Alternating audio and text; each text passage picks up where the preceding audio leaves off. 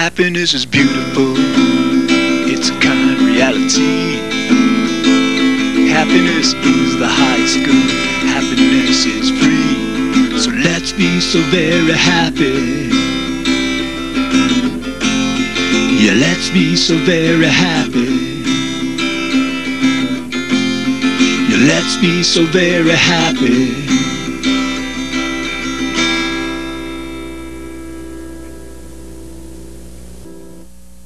At the Ethical Society, we discuss a number of topics in our Sunday morning meetings through the course of the year. And today, I'll be presenting some of the material that we talked about in a time called Taking Laughter Seriously. And it's one of those things where laughter is, in fact, something that happens a lot for us naturally, but it is a question about exactly why we laugh and what it means when we laugh. I had a friend in college named Amy, and she was a very bubbly, joyous kind of person. And one of the things that she said to me at one time was, "It's so much fun to laugh." And yet, why is that the case? Why is laughter fun in the first place? I mean, it's really just an expression of sound and air kind of exiting from our vocal cords. It doesn't necessarily have a particular meaning, and yet laughter is one of the universal expressions of happiness and good humor. And so I guess it does bear some thinking about and wondering, what is laughter about anyway? How does it fit into our lives? And what is the relationship between laughter, humor, and happiness? Now, we have some help. There is a researcher, and his name is Robert R. Provine. And he is someone who has studied a variety of evolutionary things having to do with animals mostly. His particular interest is in what he calls behavioral fossils. Behavioral fossils are things that are kind of left over in an organism after it really doesn't seem to be useful anymore. So he gives the example, and this is one of the things that he was studying, was flightless birds. Birds use their wings to fly, but flightless birds still have the wings. So he was wondering what happens with these birds when they are no longer needing them to fly. You know, do birds try to flap their wings if they're falling, for instance? And what he found out was that, in fact, a lot of birds that are running birds really don't use their wings at all when they run about. Penguins use their wings when they go to swim, but if you drop them, they don't flutter. They don't try to flap their wings. And so it seems to be something that even though they have the vestiges anatomically, they don't seem to have the neurology that makes their wings flap when they're in a situation. So he finished that research and decided that he would take on a bigger game, which was human beings. And he was looking at things to study and decided that laughter was a pretty good one to study because, first of all, not too many people have been studying it in the first place.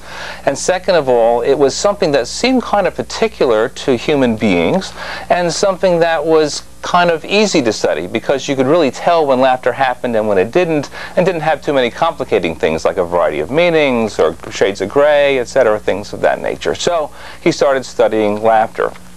So he and a bunch of students went out and started recording times when they heard laughter and tried to get some handle on when do people laugh, how do they laugh, what are the circumstances. And what they found out was really very surprising. The first was that, in fact, people most of the time anyway, will really laugh not so much because someone has tried to make them laugh, but because it's just kind of come out in the course of a conversation. And oftentimes not funny things. Things like, "I have to go now," or "What's that shirt you're wearing?" or "Oh, look, here comes Andre," were things which got people laughing hysterically, well, not necessarily hysterically, but at least chuckling when you wouldn't really expect it. It wasn't that there was a joke that was said, only that these odd statements were made and people just started laughing spontaneously. The other thing that he found was that, in fact, people laugh really more when they're saying things than when they're listening to things. So people that laugh at their own jokes, for instance, have a lot of company because most of the time the person who is laughing is also the person who is talking rather than the person who is listening. In addition to that, people almost never laugh when they're alone. That one of the major things that can promote laughter is the presence of another person. And if you don't have people around, chances of laughing are very slim. The one exception to that seems to be how, if you're watching television or listening to radio and there's a laugh track in the background, that in fact can induce people to laugh, but otherwise people need people in order to be spurred on to laugh. right? So here's a few things already, right? One is that people laugh often when there's no joke. They laugh more when they're speaking than when they're listening. And in fact, they tend to laugh really when they're with people rather than without. So what about men and women? Do men and women laugh differently? Do men laugh more than women? Women laugh more than men? Well, as it turns out, that it really differs according to the audience. That women are the best audiences, especially when men are the speakers. Women laugh a lot when men are speaking. However, it doesn't reciprocate. When men speak and women are listening, they rarely laugh, especially if it's in a one-on-one situation. And one of the things that seems to be at play is that in laughter relationships, there seems to be some connection to social hierarchy, to dominance, and things of that nature, so that the person who is subservient or compliant is much more likely to laugh than someone who is seen as dominant or in control. So, what does this mean? Well, when you look at laughter and the way it starts out in social situations, it becomes pretty evident, I think, that laughter is some kind of key element in terms of human relationships, but it's not necessarily one that is meant to be only about humor, only about making jokes. Now, there is one other thing in addition to the presence of another person that can get people laughing, and the most reliable thing to induce people to laugh is actually tickling. And when people are tickled, they in fact are much more inclined to laugh than at any other time. And human beings are not the only beings that laugh when they're tickled. We share that trait with primates, which appear to be about the only other organism that really has laughter as part of its repertoire of ways to behave. But apes and primates really seem to enjoy tickling each other quite a bit, and will spend a fair amount of time doing that with each other and seeming to enjoy it. But human beings have a broader repertoire of things having to do with laughter.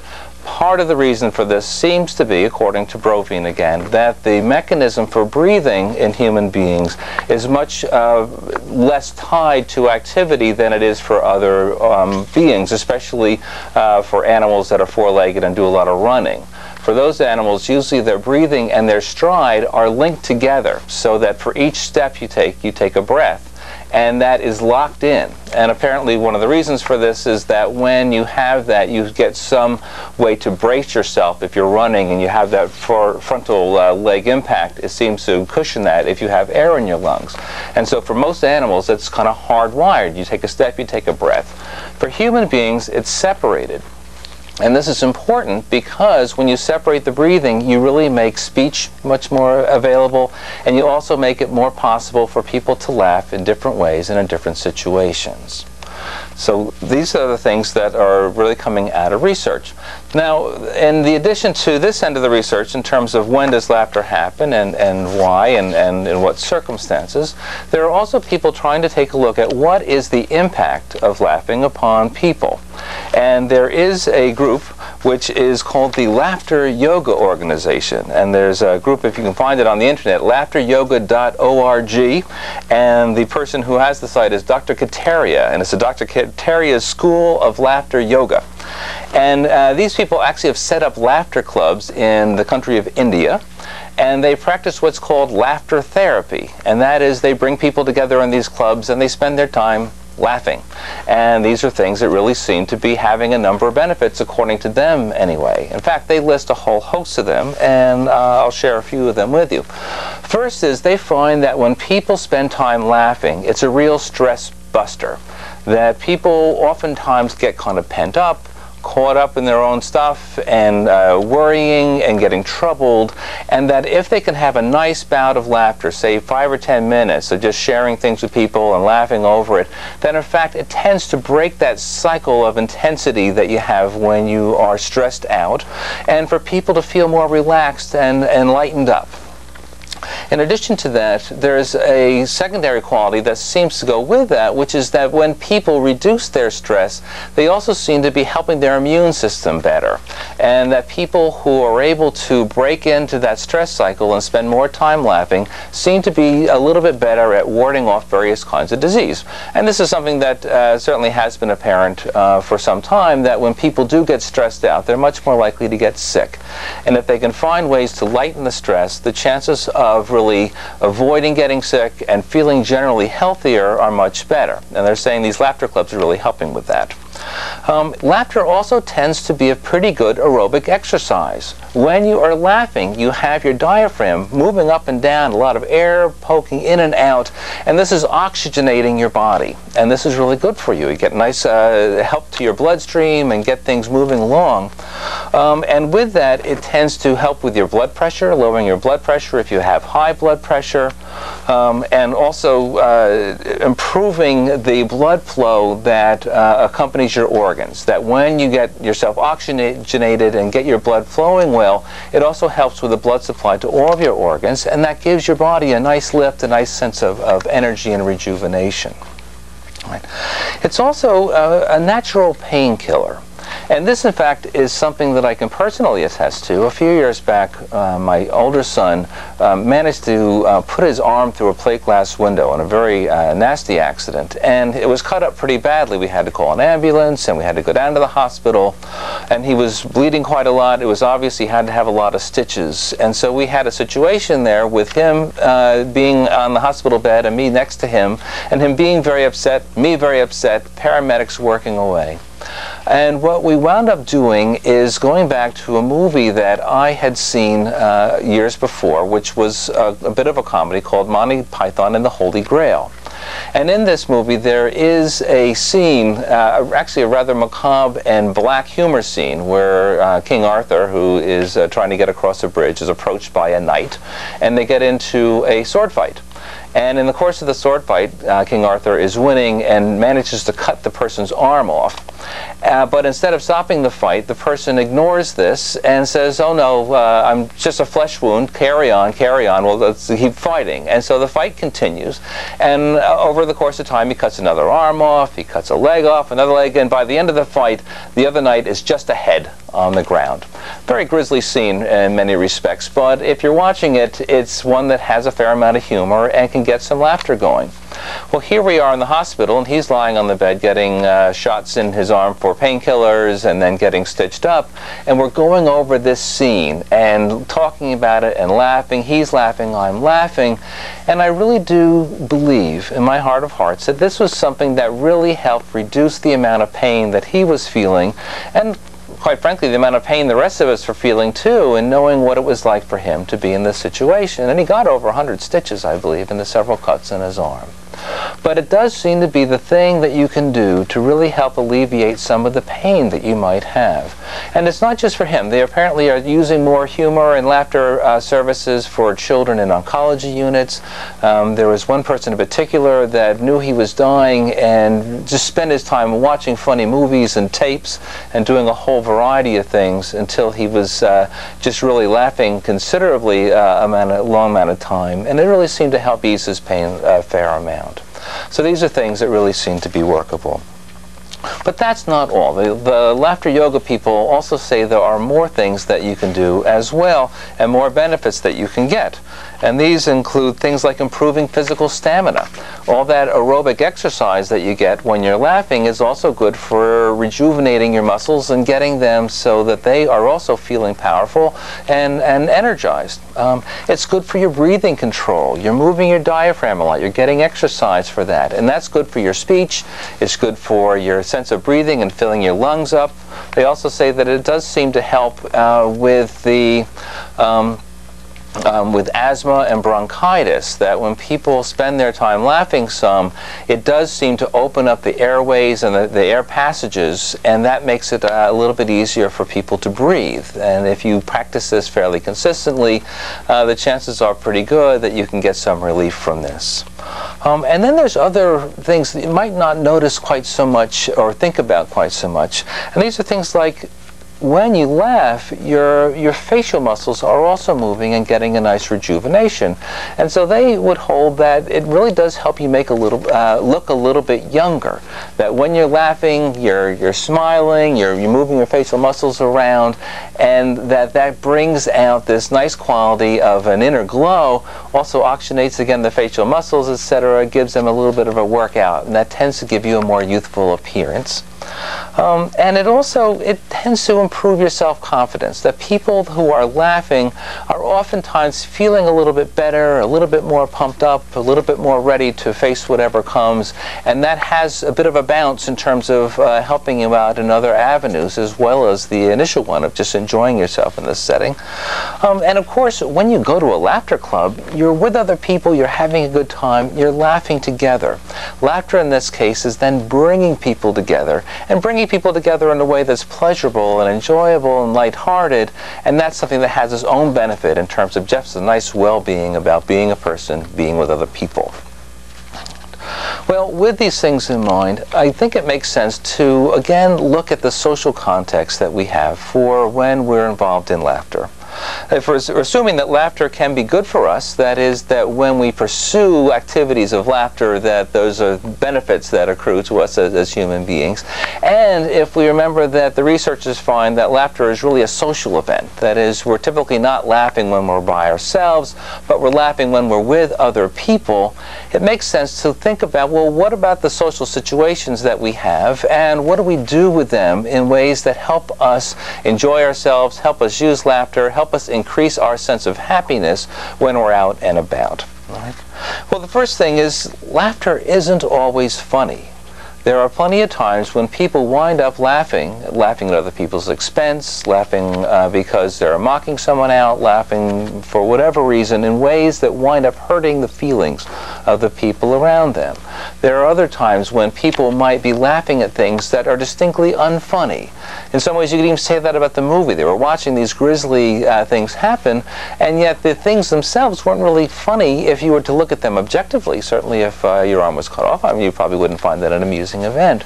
And there is a quality that we have where we tend to laugh without having a whole lot of control over it. Laughter emerges from us, not so much because we've tried to make it happen. In fact, you really can't make yourself laugh. Try tickling yourself sometime and see how that works in terms of getting you to laugh. Or try to tell yourself a joke and see if that works. It's difficult. You have to work at it. And so to get yourself into a situation where you're making laughter work in a social context means you have to, on the one end, try to figure out, are there ways that you can limit laughter that would be inappropriate and damaging? And on the other hand, are there ways that you can promote a sense of laughter that really helps relationships along and makes it more fun and enjoyable for you and for the people around you? All right, so there are a few things around that. First of all, it probably makes sense to practice. The original researcher, Provine, was really quite surprised that there wasn't more laughter around. And it was one of the things he was concerned about. And in the course of his research, he has collected over 100 laughing boxes and various jokes and things like that he uses to try to induce some humor at times. And that's probably a good thing for us to be thinking about as well, that it's good to find ways to laugh. It's good to look to disinhibit yourself for situations that are good-natured and fun, and try to go with the flow a little bit, enough that you can laugh or at least get a good chuckle. All right. Second, try to allow laughter to happen in more places with more people. You know, the people are probably most likely to laugh with the people that they know the best, the people that they see the most often, but there's no reason to really stop there and to restrict your time only to people that you're closest friends with. In fact, there's probably a lot of occasions that we have where we could be laughing with people that we're passing up. You know, you think about it in terms of waiting online at the grocery store or at the motor vehicles, when you could certainly use a good pick-me-up, or other times when you're out on the street or coming across people on walks or in other ways, looking at something together. There's so many opportunities that we have to really interact with each other. And if we just start doing that, in other words, if you just start having conversations, laughter is likely to emerge rather spontaneously. And if in fact your conversations are ones that are relatively lighthearted, you'll probably be looking for ways to chuckle, and your conversation is often likely to help the other person get to that point of laughing a little bit themselves, and hopefully laughing with you, not simply at you, so that everyone gets to enjoy it together. And really avoid mean-spirited kind of laughter whenever possible. That this is the kind of thing that makes it difficult to return to the same relationship and have that light-hearted kind of quality that really makes it more fun to be with people. That when mockery happens, when teasing happens, it tends to put a brake on a relationship and on a feeling of goodwill and friendliness, and not to really enhance it. And so to find ways to really avoid saying things and doing things that are mocking people out, and to look for the good thing to say that really helps a person feel cheery is a nice thing. So start with a smile, remember the person's name and use it when you can, and help them feel that you have a nice personal interest in them, which at that point you do. And you'll probably find that your laughter starts to emerge just spontaneously from the conversations that you have. And remember that when you get into a place where you are laughing, laughter rejuvenates, laughter energizes. There are plenty of things that happen in our relationships that tend to draw us out, drain our energies down, get our batteries running low, make us feel tense and more stressed, but laughter generally isn't one of them. That if you can find ways to interact with people, tell a few jokes, have some nice stories that you think fondly of and get you chuckling, these are the kind of things that get, again, your energies flowing. You get yourself oxygenated, you get a sense of well-being, these things tend to build upon themselves, the relationship that you have starts to warm up some and get a nice connection, and then when you return to these relationships again and again, you find that you have this background as well of times when you had good times together. How do you come together after having a lot of fun and not want to smile as soon as you see the person, not want to have more of the same kind of fun and enjoyable time that you've already had?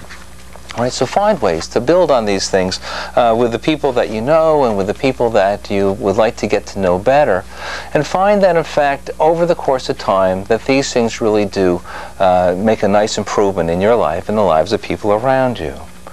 So getting back to where we started here, getting an idea of how do laughter and happiness interact, well, I think it's kind of obvious that when you find a way to interact with people that generates laughter, that generates a sense of happiness, a sense of well-being, and in fact that's something that's likely to make the people around you feel happier and you to feel happier as well. Conversely, if laughter winds up being something that's used in a mean-spirited kind of way, in a mocking kind of way, then the chances are that you're starting to erode that sense of happiness that you're looking to build in the first place, and that it's not going to really ultimately wind up being a good thing. You may have a sense of control or something over the person for the short haul, but coming back to that relationship won't be so easy, and it won't be so much fun. It won't be so much fun over the long haul. So when we look at the research end of it, it's wise for us to remember that in fact we're human beings that are built for so many different things in terms of the relationships we have with each other. We're built to laugh too. And as Amy said in her great statement to me, it's so much fun to laugh. And if you find ways to pursue that, chances are you'll have more fun with your life and you'll find yourself having a healthier, happier life as well. Well, with that, I'd like to wish you a good evening, and that's all that we have for tonight. Thank you so much for watching. In the future, George Ortega will be back to explore other activities having to do with happiness. So in the meantime, be good, think well, feel very happy, and I hope that you'll join George again next time when he brings you the Happiness Show. Happiness is powerful, it's our underlying need. Happiness is why we live each day. Happiness is destiny, so let's be so very happy. Yeah, let's be so very happy. Yeah, let's be so very happy.